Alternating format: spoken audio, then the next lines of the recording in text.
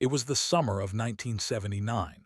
A quiet camp in the woods was supposed to be a safe place for kids, full of games, laughter, and late-night campfires. But one night, a young counselor vanished. He walked into the forest and was never seen again. For weeks, search teams scoured the woods. His family begged for answers, but nothing, no clues, no trace, no body. The case went cold. Then 12 years later, a group of kids playing in the same woods uncovered something strange buried in the dirt. It was an old metal locker. When police opened it, they realized it had been hiding the counselor's fate all along. And what was inside changed everything. This story is shocking, disturbing, and unforgettable. And once you hear it, you'll never look at a summer camp the same way again.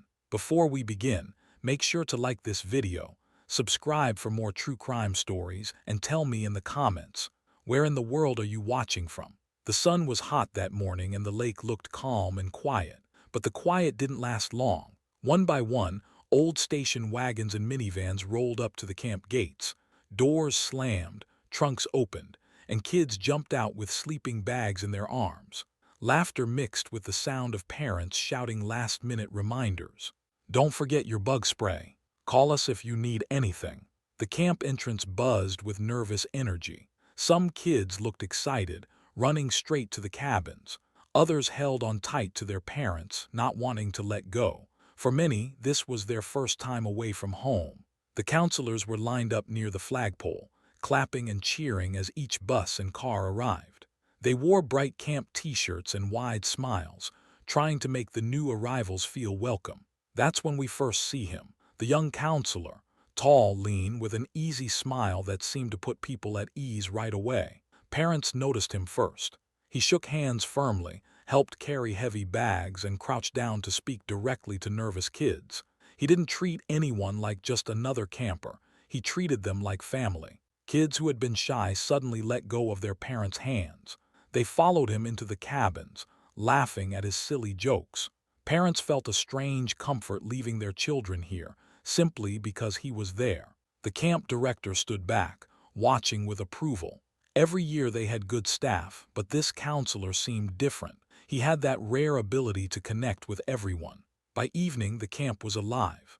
The dining hall echoed with chatter. The fire pit glowed as songs filled the night air. And in the center of it all was the young counselor, smiling, laughing, and making everyone feel like they belonged. It felt like the start of a perfect summer, but no one knew how quickly it would turn dark.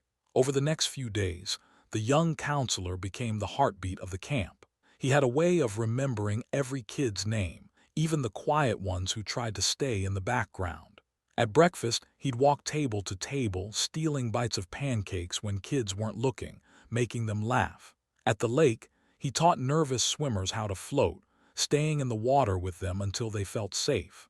On hikes, he carried the heavy backpacks of kids who got tired, joking that he was training for the Olympics. It wasn't just the kids who liked him. The other counselors trusted him too. If a child was homesick, they called him first. If a problem broke out between cabins, he somehow knew exactly what to say to calm things down. He never raised his voice, but when he spoke, people listened. Some of the younger kids started calling him Big Brother. He didn't mind. It almost seemed like he loved it. Parents writing letters back home often mentioned him by name. They felt at peace knowing he was watching over their children. He carried himself with the kind of energy that made people feel safe. Nothing seemed to bother him. Even when storms rolled over the camp or when kids cried through the night, he was steady, always calm, always there. One night at the campfire, he told a scary story that had everyone on edge. The kids screamed at the twists, then laughed when he revealed it was all made up. He had that ability to turn fear into fun, to turn nervousness into excitement. But behind the smiles and laughter, there were small things nobody noticed. A late-night walk alone by the lake, a journal he kept tucked under his bed, and sometimes a faraway look in his eyes, like he was carrying something he didn't want anyone else to see. For now, though, he was the counselor everyone loved, the one kids trusted most, the one parents felt grateful for, and the one nobody expected to vanish. The camp was loud during the day, kids shouting at the lake, whistles blowing during games, laughter echoing from the cabins. But once the campfire ended and the last marshmallow was eaten, the noise faded fast. Counselors led the kids back to their bunks, flashlights cutting through the darkness. Cabin doors shut, lanterns dimmed, and one by one, the voices of children grew quiet. Then the forest came alive in a different way. Crickets sang loud in the grass. An owl hooted from somewhere high in the trees. Every once in a while, a branch snapped in the distance, and counselors had to remind kids it was just deer. But even the counselors felt it, the difference. Daylight made the forest look friendly, almost magical. At night, it felt endless, heavy, and strange. The young counselor often sat on the steps of his cabin after lights out. He kept watch while others relaxed inside. His flashlight rested across his lap, but he rarely turned it on. He liked listening. The silence pressed in like a thick blanket, broken only by rustles and calls of animals most kids never saw. Sometimes he joked with other counselors, saying, "The forest has secrets." They laughed it off, but the way he said it felt serious. For the kids, the forest was a backdrop for ghost stories. For him, it seemed to hold something more, like it was waiting. Every night ended the same. The camp asleep, the fire pit cold, and the counselor alone under the stars. And that's when the story started to change. It was late on a warm night. The cabins were quiet, and the camp seemed finally at peace. Inside his cabin, the young counselor checked on the kids one last time. All of them were asleep, tucked into their bunks, breathing softly. He smiled, whispered, "Good night, guys," and quietly stepped outside. In the counselor lodge, a few others were still awake, playing cards with a dim lantern between them. He waved to them casually and said, "I'm going for a walk. Be back soon." He grabbed his flashlight, clicked it on, and started toward the trees. Normally, counselors stayed close to the cabins at night. They didn't wander far, especially alone. But he didn't seem worried. He walked calmly, the beam of light cutting across the path. A few campers who were still half awake saw him pass by their window. One of them later remembered thinking, "Where he going?" But at the time, no one questioned it. The forest swallowed him quickly. The sound of crickets grew louder, and the faint glow of campfires behind him faded away. For a while, everything seemed normal. His footsteps crunched on the trail, the flashlight bobbing with each step. He moved deeper into the woods, past the familiar trees, past the spots where kids played games during the day. Minutes went by, then more, and then silence. He didn't return to the cabins. The flashlight beam never reappeared. Back at camp, the card game went on. The kids slept peacefully. Nobody knew that their favorite counselor had just walked into the forest and would never come back. That night was the last time anyone saw him alive. Morning at camp usually began the same way. A bell rang, kids groaned and rolled out of their bunks, and counselors shouted for everyone to line up for breakfast. But this morning, one of the boys in the counselor's cabin noticed something odd. His bed was empty. At first, that didn't seem strange. Counselors sometimes woke up early. Maybe he had gone to the mess hall. Maybe he was already outside helping with the flag ceremony. But when the boy looked closer, he froze. The bed wasn't just empty, it was perfectly made. Sheets tucked, pillows straight.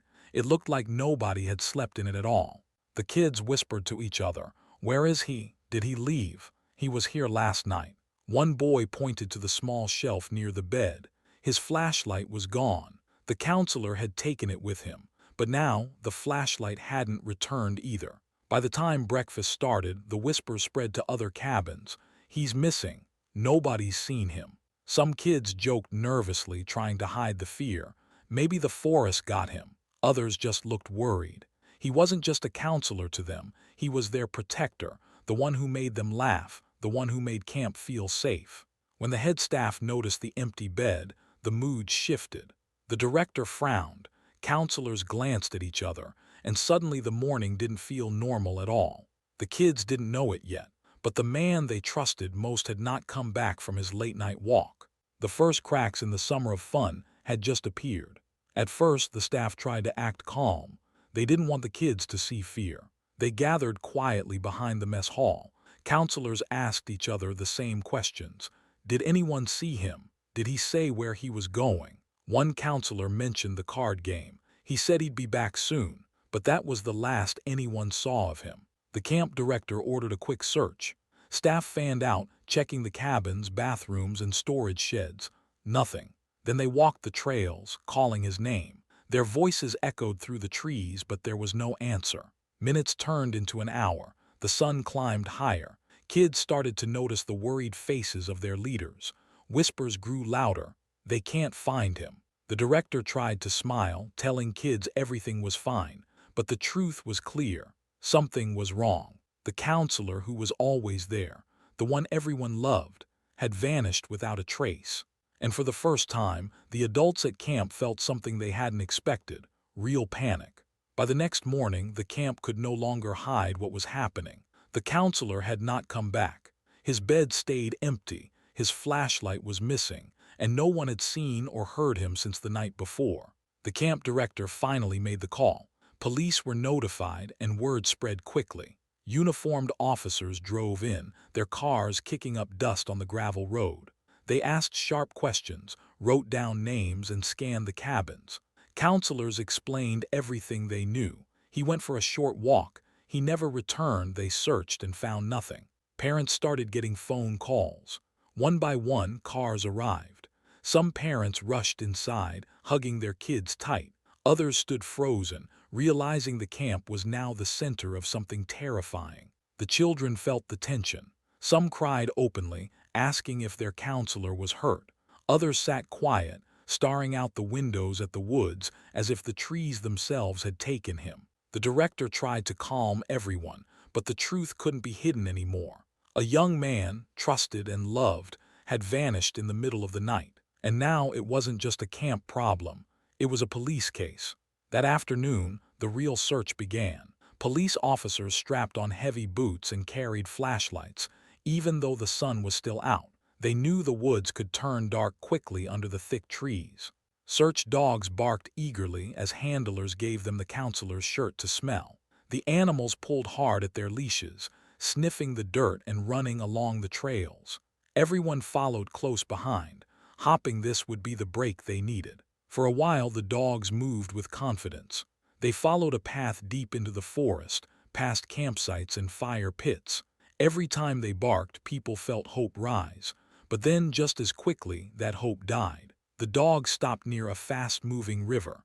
They circled, confused. The handlers urged them on, but the scent was gone. The water had washed it away. Police split into teams.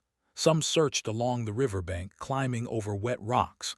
Others pushed deeper into the trees, shouting his name. The forest gave back no sound, only the rush of water and the snap of branches under heavy boots. Hours passed. Nothing. No footprints, no clothing, no flashlight. The woods felt endless. Every direction looked the same. And the counselor, he was nowhere. By the second day, the search had grown far beyond the camp. Helicopters hovered above the treetops, their blades chopping the air as spotlights scanned the forest floor. From the ground, campers and staff could hear the low rumble echoing across the valley. On the dirt road leading to the camp, cars lined up bumper to bumper. Volunteers poured in from nearby towns. Farmers, shopkeepers, teachers, anyone willing to help. They were given bright vests, flashlights, and whistles, then paired with officers. Maps were spread out on tables. Thick red markers divided the forest into grids. Each group was assigned a section, told to search carefully and report anything unusual. The work was exhausting. People waded through creeks, crawled under thorn bushes, and pushed through heavy brush. But every grid checked meant one more place crossed off, one more spot where he was. And with each passing hour, the silence grew heavier. By the third day, parents had had enough. Fear and rumors spread too quickly. The camp no longer felt safe. Cars rolled in one after another. Mothers cried as they hugged their kids, promising never to let them out of sight again. Fathers demanded answers from the staff, but there were none to give. Inside the cabins, children packed their bags quietly. Some stared at the empty bunk where their counselor once slept. Others asked if he would be back before they left. Counselors didn't know how to respond. One by one, the cabins emptied. Beds stripped, trunks closed, windows shut. The sound of laughter which once filled the camp was gone. In its place was silence and fear. The director stood near the flagpole, watching families drive away. What had started as a summer of games, songs, and campfires was ending in chaos. By the afternoon, the campgrounds were empty. The once lively place was now abandoned. The search outside the camp continued, but inside, all that remained was the echo of what had been lost. On the fourth day, a car rolled slowly down the gravel road leading to camp. Inside were the counselors' parents. They had driven for hours, their faces pale, their eyes red from crying. When they stepped out, silence fell. Officers walked over to meet them, but the parents didn't wait. They rushed forward, begging for answers. "Please," his mother said, gripping an officer's arm. "You can't stop. He's out there. He's just lost. He needs help." His father tried to stay strong, but his voice shook as he asked the same question over and over. "Where is my son?"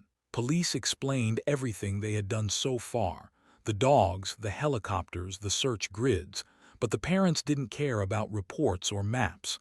They wanted action. They wanted results. The mother went cabin to cabin, touching the bed where her son had last slept. She whispered his name as if he might answer. The father joined the searchers, walking the trails himself, refusing to stop even when it grew dark. At night, they sat together on the steps of the mess hall, holding hands, staring into the trees.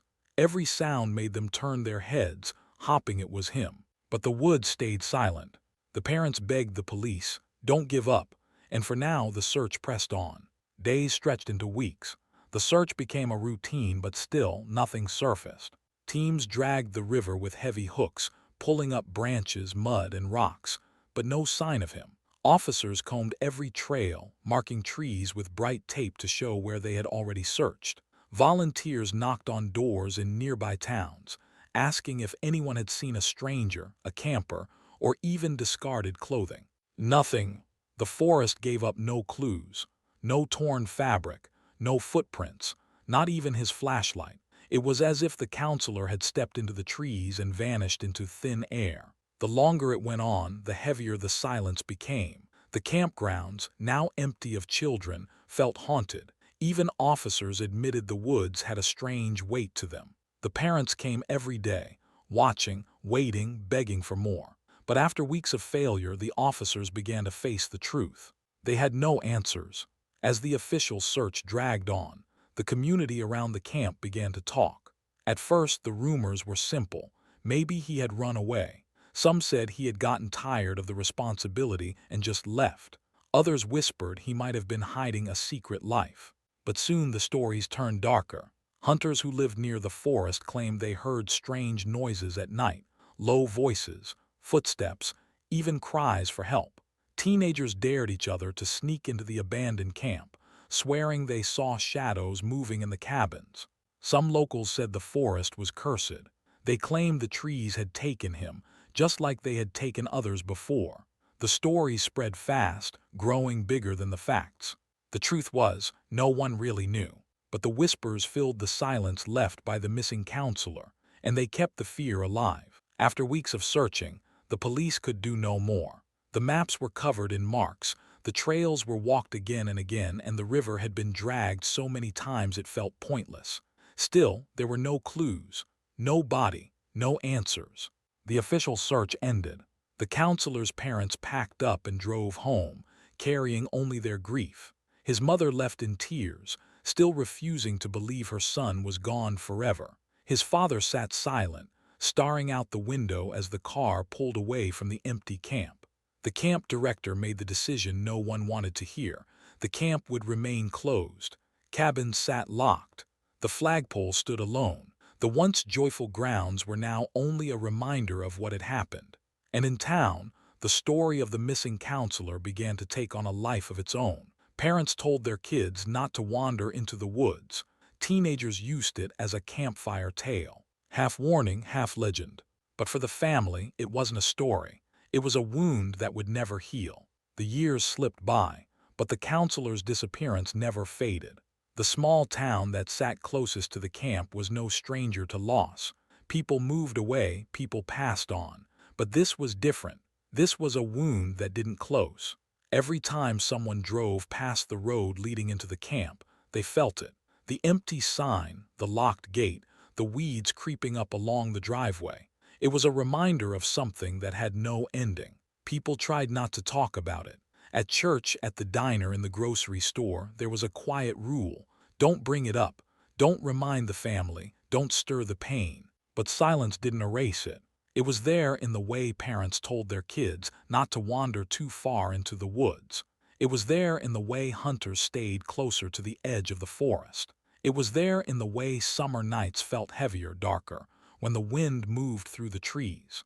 Still, the missing counselor's name would surface, sometimes in whispers, sometimes in warnings. Teenagers who hadn't even been born when he vanished grew up hearing about him. To them, it wasn't just a tragedy, it was almost a legend. The town lived with two truths. Nobody forgot and nobody understood. The boy who had once been trusted to watch over campers, to keep them safe, had disappeared in the middle of a place meant for laughter and songs. And nothing about it made sense. That confusion, that unanswered question, stayed with everyone. It lingered like a shadow that stretched across the years, always reminding the town of the night when one of their own went missing and never came back. By the late 1990s, the camp was more than abandoned.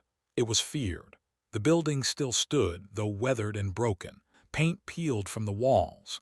The cabins were covered in graffiti from kids who had dared to sneak inside. Windows were shattered, doors hung crooked, and the dining hall smelled of mold. But that didn't stop the teenagers. For them, the camp wasn't just old wood and empty cabins. It was a test of courage. "Bet you won't go in after dark," one would say. "Bet you can't spend the night in the counselor's cabin," another would add. They came in groups, flashlights shaking as they stepped past the fence. Every creak of a board, every hoot of an owl made them jump. Some swore they saw shadows move in the windows. Others claimed to hear footsteps behind them when no one was there. And every group came out telling bigger, scarier stories than the last. The legend of the missing counselor grew with every dare. It was no longer just a story about someone who vanished. Now it was something darker. Ghost tales spread among kids at school. Parents warned them not to go, but of course, that only made the camp more tempting. For the teenagers, it was a thrill. For the adults, it was a reminder of pain. The camp was no playground. It was a scar. And for the family, it was something far worse. A place where answers might still be hiding, locked away in silence. As the years went on, the story of the missing counselor wasn't just a mystery. It became a warning. Parents told their kids to stay away from the camp. Some even refused to let their children walk near the woods. "Nothing good comes out of there," one father would say. "Stay where I can see you," mothers reminded their kids at the park. At night, the warnings turned sharper. When kids complained about curfews, parents had a simple answer: "You don't want to end up like him." The counselor's disappearance was no longer just a memory. It was a tool, a way to keep children safe, or at least close by. The kids understood. Some were scared enough to obey. Others grew curious, wondering why their parents' voices dropped whenever the subject came up. The campfire story that teens passed around became something more serious at home. What was told as a ghost tale by flashlights became a strict rule at dinner tables. Don't walk alone after dark. Don't wander into the trees. Don't go anywhere near the camp. The warning worked, but it also kept the fear alive. Every generation grew up with the same words echoing in their heads. And the counselor's name, though rarely spoken, always hung behind those warnings like a shadow that never left. By the early 2000s, the camp had a new reputation. It wasn't just abandoned. People whispered it was cursed. Hunters passing through the forest reported strange noises at night. Some said they heard footsteps crunching leaves behind them when no one was there. Others swore they heard faint screams carried on the wind. Closer to the camp, it was worse. Locals who lived nearby sometimes saw shapes moving among the empty cabins. A tall figure standing in a window, then vanishing when the light hit. A shadow slipping between the trees, too quick to follow. Most people brushed it off. Old buildings creak. Forests are full of animals. Sounds echo in strange ways. But for some, it felt different. The noises weren't random. The shapes weren't normal. They said the place wasn't empty, it was holding something. Teenagers still dared each other to go in, but even the bravest left uneasy. Some came back pale, swearing they had heard whispers in the trees. The camp was no longer just a scar on the town. It was becoming a place people feared, even if they couldn't explain why. The counselor had vanished years earlier, but in the silence he left behind, the forest had grown a legend of its own, and every creak, every shadow, every unexplained sound only added to the belief that the woods weren't just dark, they were haunted. As the years passed, the mystery didn't fade. It twisted. People in town couldn't stop speculating. Theories grew like weeds, each one darker than the last. Some believed he had been murdered, maybe by someone at the camp. A fight that went too far, a secret someone wanted buried. They whispered about counselors who acted strange afterward, or about rivalries no one had noticed before. Others leaned into something more sinister. They claimed the forest had taken him. Maybe something wild lived out there, something that wasn't human. Old legends about spirits and curses were suddenly pulled back into conversation.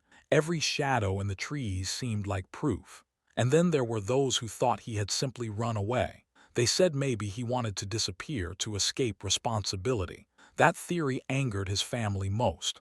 They knew him. He would never abandon them and never abandon the kids who looked up to him. But the problem was there was no evidence for anything. No body, no belongings, not even a torn piece of clothing, just silence. And because the truth was missing, the rumors filled the space. People debated in grocery stores, at football games, in church pews. Everyone had a version of the story. The tragedy stopped being just about him. It became about the town's fear, their doubts, and their imagination. The real story was lost, buried beneath 12 years of whispers. While the town built theories, the counselor's family lived in grief. At home, his mother refused to touch his room. His bed was made exactly as he had left it. His shoes sat by the door. His clothes hung neatly in the closet. Dust gathered, but nothing moved. She said changing anything would be like admitting he wasn't coming back. His father reacted differently. He grew bitter. Every year on the anniversary of the disappearance, he wrote letters to the police. Some were angry, accusing them of giving up too soon. Others were desperate, begging for another search, another chance to find answers. He never stopped pressing. He clipped newspaper articles. He made folders full of rumors and supposed leads. He called detectives, asking if anything new had turned up. Almost always, the answer was no. The parents handled their grief in opposite ways, but they shared one thing: they couldn't let go. For them, their son wasn't just missing. He was alive somewhere, or at least his story wasn't over. And while the rest of the town let the case slip into legend, his family stayed trapped in the raw pain of it, year after year. For most families, birthdays are a time of laughter, cake, and gifts.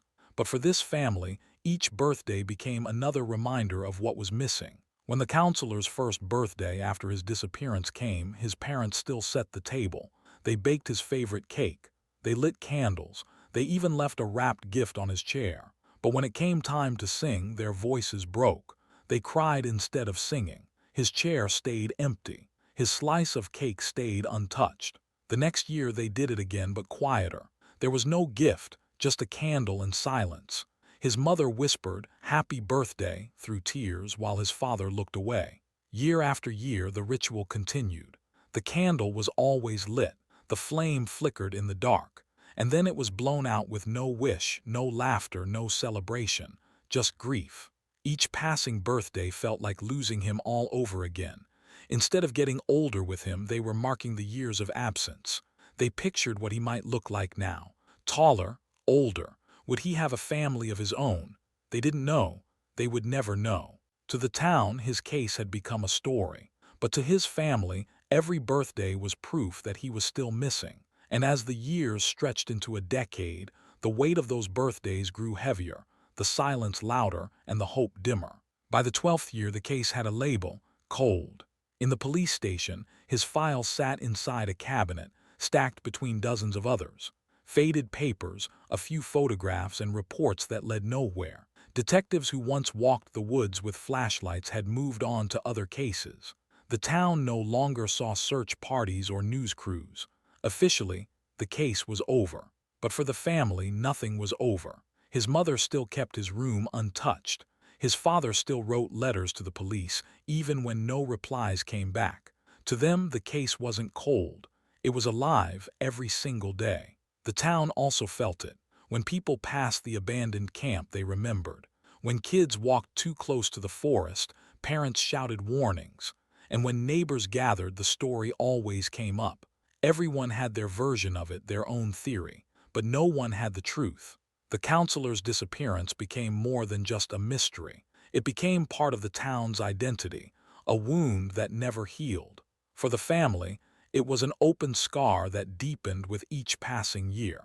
12 years after that summer night, there were no answers, no justice, no peace, just a locker hidden in the dirt waiting to be found. And until that moment came, the town lived under the weight of something unfinished, a cold case that refused to die. It was the summer of 1991, 12 years after the counselor had vanished.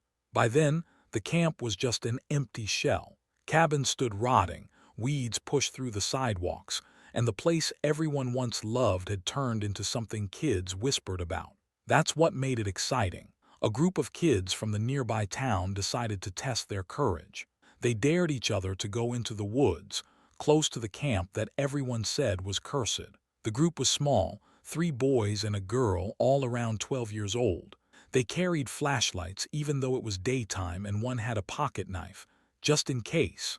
They joked loudly at first, trying to hide the nerves that crawled up their backs. The closer they got to the camp, the quieter it became. The woods swallowed up the sounds of the town behind them. No cars, no voices, just the crunch of their shoes and the occasional bird that startled them. They passed the first cabin. The windows were broken and vines wrapped around the walls. One boy laughed nervously, saying, "Bet he's still in there." The others shushed him, their nerves now obvious. Still, curiosity pulled them deeper. The camp wasn't just scary, it was legendary. This was the place their parents warned them about, the place where someone disappeared and never came back.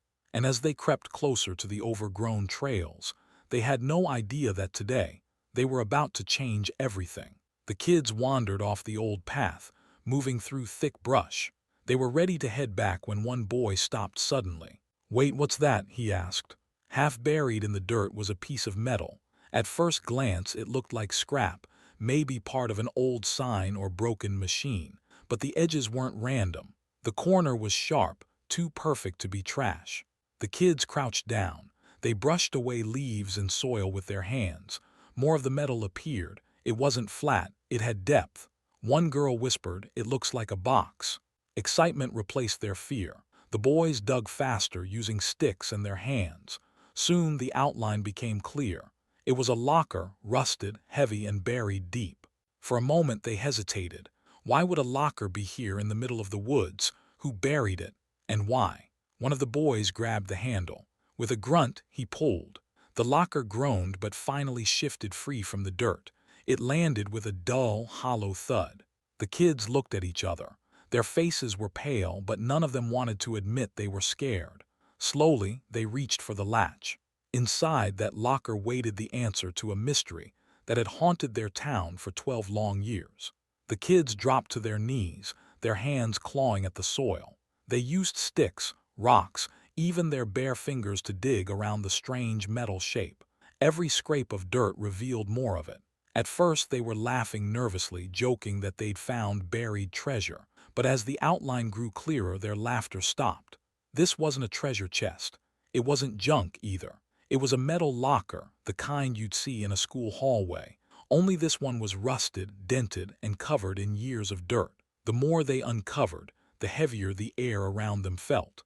None of them said it out loud, but they all felt the same thing. Whatever was inside this locker wasn't meant to be found. Finally, after almost an hour of digging, the locker came loose. They grabbed the edges and heaved it upward. It was heavier than they expected, the metal groaning as if it wanted to stay buried. With a final tug, it tipped free from the hole and crashed onto the ground, sending a cloud of dust into the air. The kids stood around it, breathing hard, staring down at the locker. Their excitement was gone. Now there was only unease. The girl whispered, "We should leave it." But none of them moved. Their eyes were fixed on the rusted handle, as if the locker itself was daring them to open it. The group circled the locker. No one wanted to be the first to touch it. Rust covered the latch and the metal edges looked jagged and sharp. The air smelled damp, earthy, and strange. One boy finally reached down. His hand shook as he pulled at the latch. It didn't move. He yanked harder. The latch groaned but stayed locked tight. Another boy stepped in, gripping the side and pulling with both hands. Still nothing. The girl said quietly, "Maybe it's locked for a reason." But that only pushed them more. They grabbed sticks and rocks, smashing at the rusty latch. The sound of metal on metal echoed through the woods. With one final strike, the latch gave way. The kids froze. Nobody moved. Finally, the first boy hooked his fingers under the edge and lifted. The door creaked open slowly and a wave of air poured out, foul, rotten, and heavy. All of them gagged, covering their noses. One shouted, "Oh my God," and staggered back. Inside, the darkness shifted into shapes. At first, they saw fabric, old, folded, and stained. One kid pulled it forward, then dropped it instantly when he realized what it was, a camp uniform. The name stitched on the tag stopped them cold. It was the counselor's. Shaking, they pushed the fabric aside. More uniforms. Beneath them, a cracked flashlight. They recognized it from the old stories. The counselor had carried one the night he vanished. Then came the watch. The glass face was shattered, but the leather band still clung to it. They all knew whose wrist it had once belonged to. The kids stared, pale and silent. The legend wasn't a legend anymore. This was real. The counselor had been here. None of them dared to dig deeper inside the locker. They didn't want to know what else lay beneath the uniforms, the flashlight, the broken watch. But the smell told them everything. Something more than personal belongings was inside, something that should never have been buried. The kids screamed, stumbling back from the locker. One yelled, "We have to go." They didn't stop running until they were out of the woods, lungs burning, their minds spinning with what they had seen. That night, the police would be called. And for the first time in 12 years, the mystery of the missing counselor was alive again. The smell was unbearable. It poured out of the locker like poison. The kids tried to step back, but curiosity pulled their eyes downward. At the bottom, under the uniforms and broken items, something pale stuck out, thin, hard. At first, one boy whispered, "Animal bones, must be a deer or something." He wanted it to be true. But the more they looked, the less it made sense. The bones weren't shaped like any animal they knew. One piece was long, too straight, too human. Another was small, like fingers. The girl gasped, clapping her hand over her mouth. "That's not an animal," she said. Silence hung over the group. The reality hit them all at once. These weren't animal bones. They were human. For a frozen moment, none of them moved. Their brains couldn't process it. The missing counselor, the story told at every sleepover, wasn't just a ghost tale. He was right here in front of them, buried in a rusted locker. Then panic exploded. One boy slammed the locker shut and stumbled backward. Another screamed. Their breaths came fast and shallow. No one wanted to stay near it a second longer. They turned and bolted, crashing through the trees with terror chasing every step. Branches whipped at their faces as the kids tore through the woods. None of them cared. They didn't look back. The image of bones inside the locker was burned into their minds, and every second they stayed near it felt dangerous, cursed. They sprinted out of the campgrounds, past the broken cabins, and toward the edge of the forest. Their lungs burned, legs shaking, but fear kept them moving. The girl tripped once, scraping her knees, but the others yanked her back up, screaming, "Come on, don't stop." When they finally burst out of the tree line, the world felt safer, but only slightly. They didn't slow down until they reached town. The first house they saw belonged to one boy's parents. He threw open the door and collapsed inside, gasping out words between sobs. "Bones in the woods. We found him, we found him." His parents froze. They didn't understand at first, but when all four kids shouted over each other, voices trembling, the truth broke through. Phones lit up across the town within minutes. Parents called neighbors, neighbors called police. The story spread faster than fire. Something been found. They dug up a locker. There were bones inside. By the time police cars sped down the road toward the forest, the town was buzzing with whispers. Doors opened. People gathered in the streets, voices low and urgent. For 12 years, the town had lived with a mystery, and now, in one afternoon, the silence was shattered. Everyone wanted answers. Everyone wanted to know what those kids had stumbled on in the dirt. And back in the woods, under a blanket of shadows, the locker sat waiting, its rusted door hiding the secret that had finally come to light. The kids' discovery spreads like wildfire. By the next morning, police cars lined the dirt road leading to the abandoned camp. Their flashing lights cut through the trees, casting sharp colors across the once-forgotten cabins. Officers moved quickly, speaking in clipped voices, carrying rolls of yellow tape to seal off the area. The woods, silent for so long, are now crawling with people in uniform. Some officers mark the ground with flags. Others crouch low, snapping photos of every detail. Nothing is touched until it's recorded. They treat the site like a crime scene frozen in time. At the center of it all sits the locker, half buried and rusted, its door hanging slightly open. Two detectives approach it slowly, almost reverently, as if the metal box itself holds the answer to 12 years of unanswered questions. Gloved hands begin carefully brushing away dirt. Every scrape, every clump of soil is collected into evidence bags. One officer crouches to examine the bones at the bottom. He doesn't speak, but his stiff posture says enough. This is no animal. This is human. The children who found it are kept back behind the tape. Their parents huddle around them, whispering reassurances, though their own faces are pale. Reporters start to appear, drawn by rumors that something terrible has been unearthed.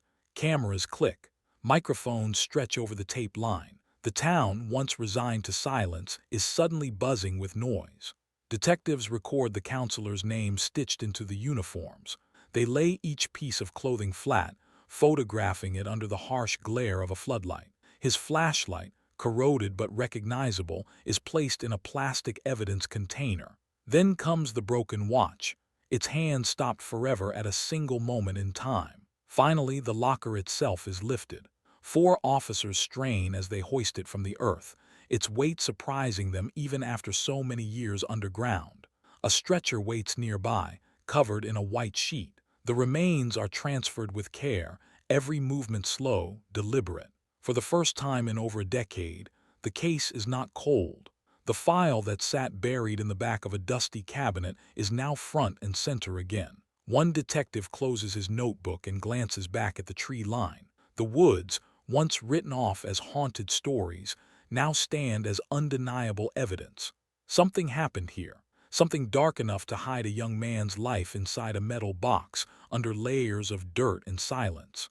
The officers pack up, carrying evidence back to their cars. But for the family, who has waited 12 painful years, this is only the beginning. The locker has been found. Now they must uncover the truth. At the police station, the rusted locker sits on a large table under bright lights. Investigators gather around, their gloves already on. The outside metal is corroded and bent, but inside, everything must be inspected. Slowly, they pry open the rest of the frame. The sound of scraping metal fills the room. Each item is removed one by one. A detective calls out descriptions while another officer photographs everything. Bags are labeled, sealed, and stacked neatly on the side. Nothing can be missed, not even a speck of dirt. The smell of old decay lingers in the air. The locker had been buried for years, and the damp soil left its mark. But despite the rust, the items inside are preserved well enough to recognize. They find clothing folded in tight bundles, though stained and fragile. They find tools used by camp staff. And mixed in are smaller personal belongings, things that clearly belong to someone specific. The investigators work in silence, only speaking when necessary. They know the weight of what they're handling. Every piece could be the clue that explains what really happened 12 years ago. When the last item is removed, the locker is photographed empty. For the first time since 1979, its hidden contents now sit in the open, staring back at everyone in the room. The items are spread across the evidence table, each sealed in its own plastic bag. At first glance, they look ordinary, old uniforms, a flashlight, a watch. But to the investigators, and especially to the family, these are far from ordinary. The camp uniforms are faded, but the stitching is still clear. The counselor's name is sewn right above the pocket. His mother had done that herself 12 years earlier. Now those same letters confirm beyond doubt these were his clothes. Next comes the flashlight. The casing is cracked, the lens smashed. It had been standard issue for camp staff, but this one is personal. Scratched initials mark the side, scratched in long before it broke. The light no longer works, but the object itself tells a story. Then the watch is placed on the table. It is worn, the glass face cracked, but the hands are frozen at a specific time. Investigators lean in close, writing it down. That time could matter. It could show when the watch broke or when its owner's life was violently interrupted. Each item screams the same truth. The missing counselor was here. He wasn't lost in some distant town, and he hadn't simply run away. He had been trapped close to the very camp where he worked. For the family, seeing these objects is like ripping open an old wound. They recognize every detail, the stitching, the scratches, the watch he never took off. It's no longer just a mystery box. It's proof of who was inside. The evidence is undeniable. The counselor's belongings have finally come back to the surface after 12 long years underground. But now, the question is no longer who the locker belonged to. It's how it got there, and why. The torn pages were folded and creased. Someone had ripped them out and stuffed them into a pocket. Now they lay on the evidence table under bright lights. At first, the handwriting seemed ordinary, simple sentences about camp life. He wrote about breakfasts, canoe lessons, and the kids who missed home. He wrote about a boy who learned to swim and a girl who finally climbed the ropes. The pages smelled faintly of damp and old paper.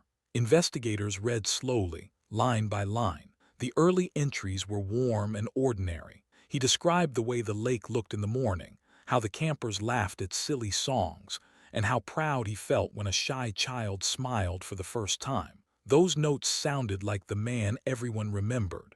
Then the tone shifted. The entries became shorter. The sentences stopped listing happy things. Instead, they began to mention small fears, like footsteps near the cabin or someone watching from a distance. The handwriting grew tighter, as if the writer was hurrying. One page said he couldn't sleep because of noises in the trees. Another entry said he found a rope by the storage shed and didn't know how it got there. At first, these notes looked like ordinary worries, but read together they formed a different picture. The torn pages showed worry stacking on worry. He wrote about waking in the night and hearing breathing near the window. He wrote that he thought someone followed him on a trail. The words were not dramatic, but they felt honest and afraid. Detectives passed the pages to a forensics team. They hoped the paper might hold fingerprints or hidden notes. The team photographed every line and made copies. Still, the plain words on the page did the most damage.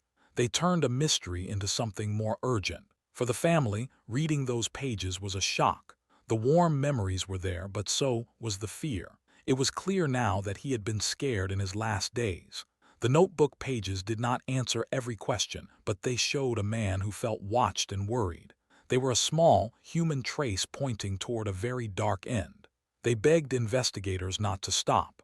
Friends and neighbors read them too, whispering that the pages proved the fear was real and not imagined. It made the whole town uneasy and silent again. The final pages were short and jagged. The writer seemed rushed. Lines were crossed out and rewritten, as if he could not slow his hand to think. One entry read like a whisper, "I can hear them outside." The words were simple and heavy. Another line said someone followed him on the path after lights out. The sentences felt like the last notes of a frightened man. The tone had moved from simple joy to urgent warning. He wrote he checked doors twice and listened at the windows. He wrote he could not sleep because of noises he could not name. A handwriting expert matched these pages to the earlier notes. There was no doubt they were his. The final entry stood out like a bright mark on a dark page. "I don't think I'm safe," the last line said. It was plain and full of fear. The simple sentence felt like a quiet cry into the dark. For the family, those words were a fresh hit. His mother read with her eyes closed. His father's hands shook as he held the paper. The last messages cut through the years and opened old pain. Detectives used the entries to make a timeline. They checked dates against camp rosters and patrols and looked for anyone who might have been close to the woods then. The pages named no person, but they named fear. They showed he felt watched. The journal did not tell everything. It did not say who followed him or why, but it made the search urgent. The notebook turned a cold case into a place where someone had been afraid and knew it. Detectives showed the pages to the family and to the forensics team. The words were read at briefings and at strategy meetings. Officers who once thought the case dull now felt urgency in each line. The town read the quotes and felt old pain return. Reporters printed the last sentences, and people at the diner talked about them like proof.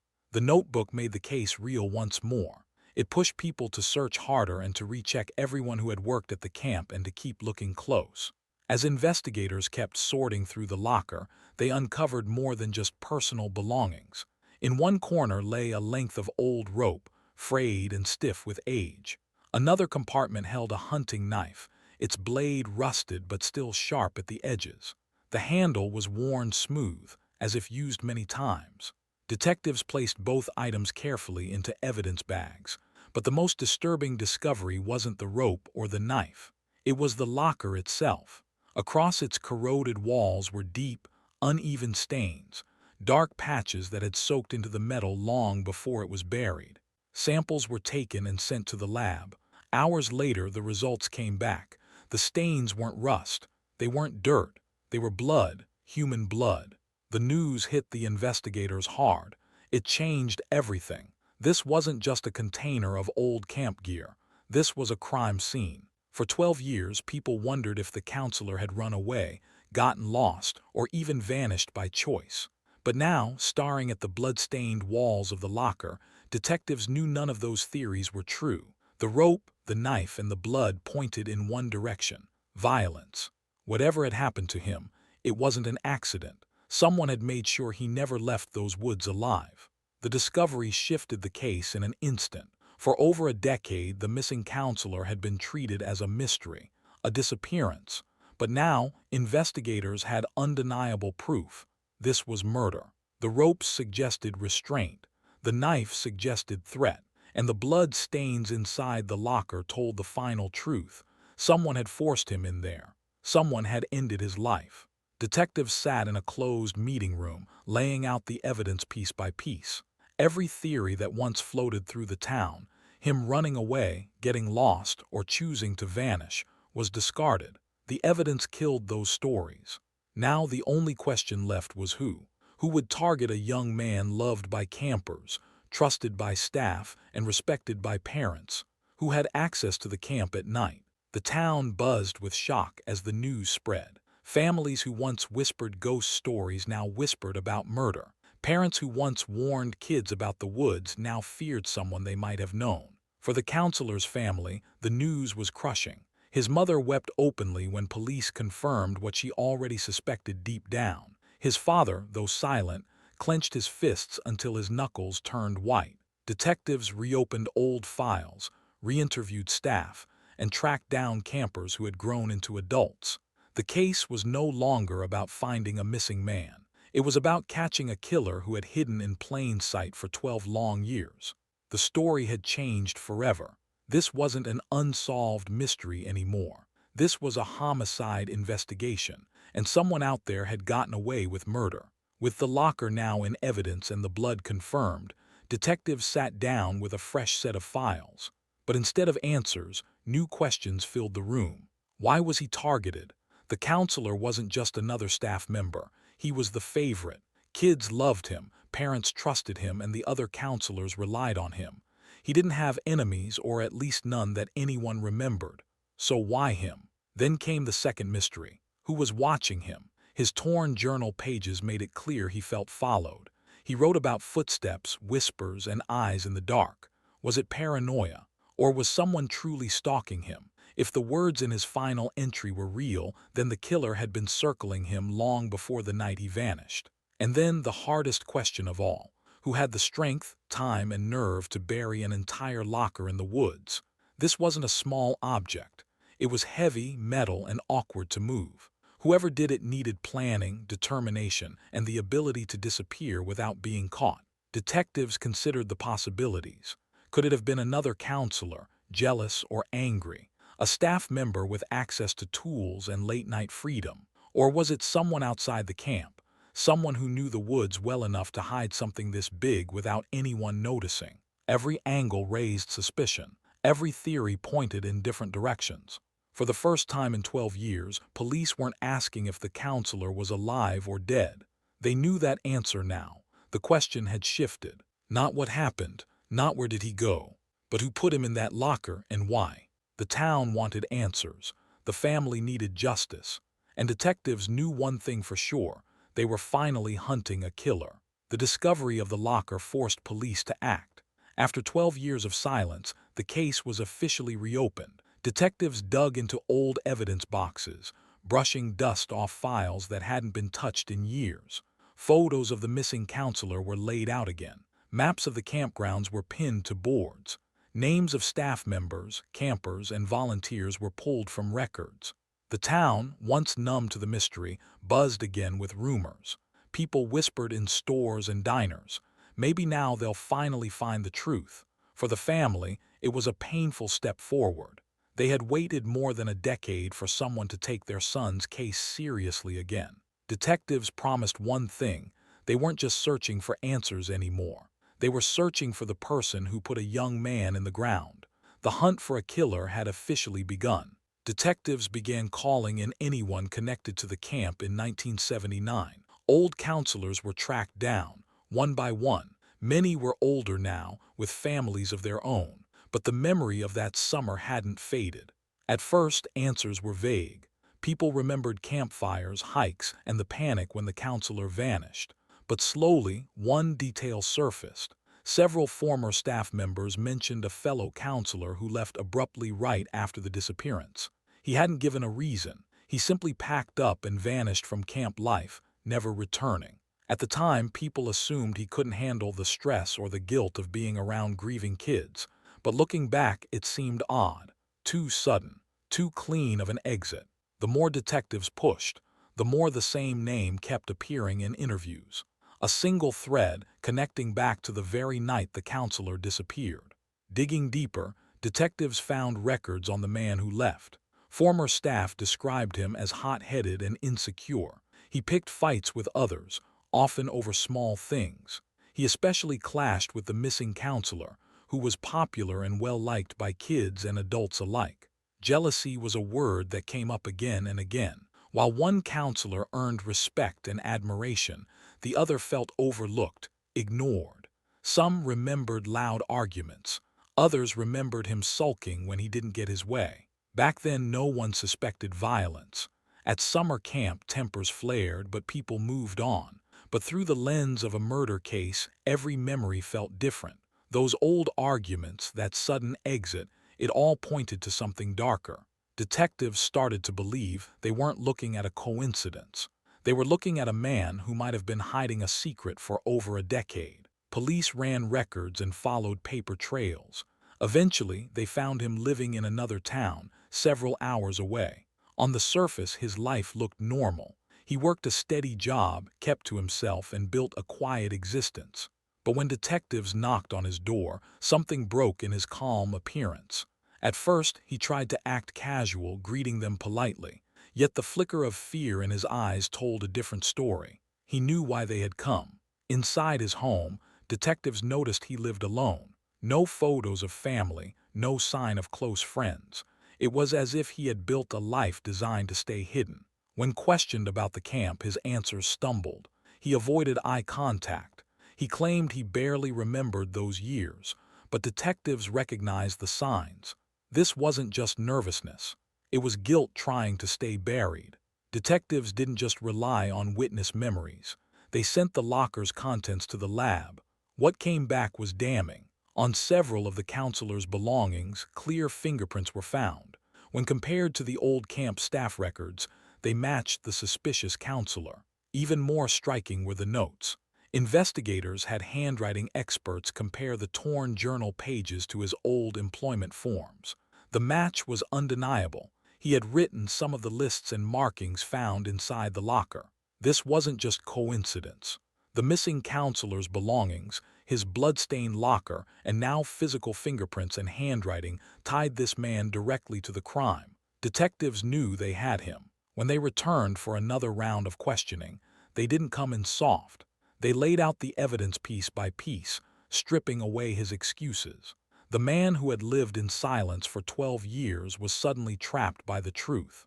At first, he denied everything. He shook his head, swore he didn't remember, said it was impossible.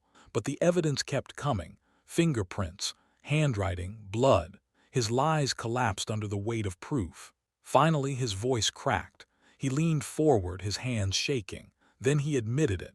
He told detectives that night in 1979 he and the counselor argued in the woods. The fight started with words, but it spiraled out of control. Rage took over. He attacked, and in the heat of the moment, killed him. Panicked, he dragged the body deeper into the forest. He gathered the victim's belongings, crammed them into a metal locker, and buried it. He thought the dirt and time would erase it all. But time didn't erase it. 12 years later, the truth came clawing back out of the ground. In his confession, he explained how he left town right after the killing. He acted as if nothing had happened, blending into a new life. He avoided questions, avoided the past, and hoped no one would ever connect him. For 12 long years, he lived free. He worked, slept, and ate like any other man while the counselor's family suffered daily. Birthdays passed with no answers. Parents cried themselves to sleep, never knowing where their son was. He knew exactly where. He had buried the secret with his own hands. Now the lies were over, his quiet life shattered, and for the first time since 1979, the truth stood exposed. When the news broke, the entire town froze. For years, everyone had believed the mystery would never be solved. Parents had sent their children to that camp, trusting the staff, never thinking that danger was right there among them. Neighbors whispered in shock. Old counselors from the camp called each other, trying to process the truth. It was him all along. This man had coached kids, shared meals, and laughed around campfires. He had acted like family, but now people saw his past smiles as masks, covering something dark. Local news stations ran the story nonstop. Headlines read, "Counselor arrested for 12-year-old camp murder." For many, the revelation was worse than if a stranger had been guilty. This wasn't some outsider. It was someone they trusted, someone they let into their children's lives. The victim's family, after years of silence, finally saw the community rally around them. Candlelight vigils were held.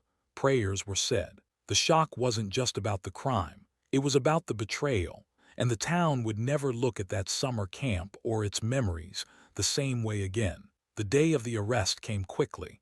Detectives moved in without warning. They wanted no chance for him to run. Neighbors peeked from behind curtains as police cars lined the street. When he stepped outside, detectives surrounded him. Handcuffs clicked around his wrists. Cameras flashed. Reporters shouted questions. He kept his head down, his face pale. Some neighbors gasped, unable to believe it. "He lived right here all these years," one woman whispered. Children who once played near his yard watched silently, confused by the sudden swarm of police. The man who had lived as a quiet neighbor for over a decade was finally exposed. The friendly mask he wore was gone. What stood there now was the truth, a murderer caught at last. The courtroom was silent as the trial began. The victim's family sat in the front row, their hands tightly clasped. Prosecutors presented the evidence. First, the fingerprints found inside the old locker. Then, the handwriting analysis that proved the notes belonged to him. Finally, they played his taped confession. The jury listened closely. Each piece of evidence stacked higher and higher until doubt no longer had space to exist. The defense tried to argue stress, tried to paint the killing as an accident, but nothing could erase what he had done or the years he had spent hiding it.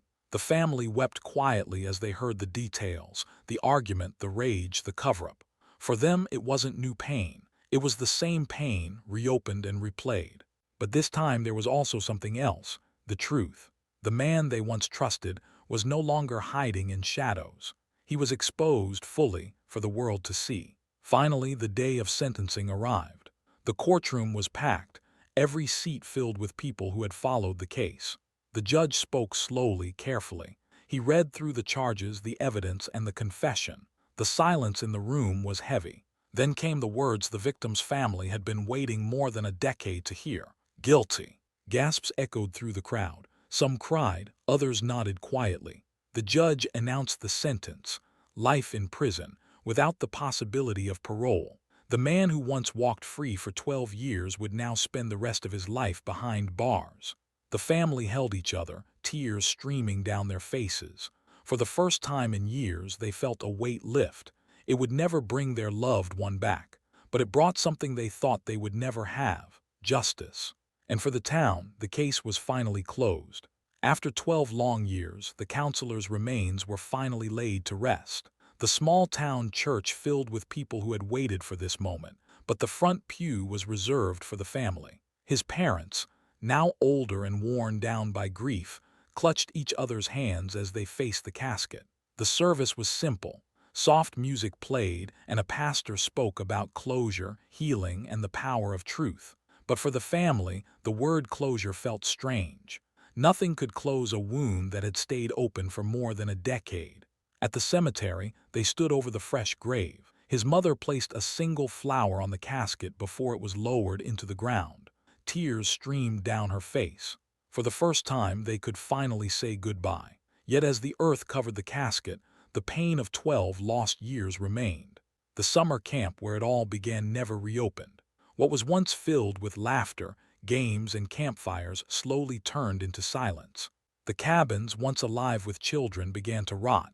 Roofs caved in, windows shattered, weeds swallowed the trails where kids once ran freely. No one wanted to bring children back to that place. Parents refused, townsfolk avoided it, and the land was left to decay. To many, the camp wasn't a camp anymore. It was a crime scene that carried too much pain. Local kids dared each other to sneak onto the grounds, but most stayed away. The air there felt heavy, as if the past hadn't left. For the town, the camp became a reminder of betrayal and loss.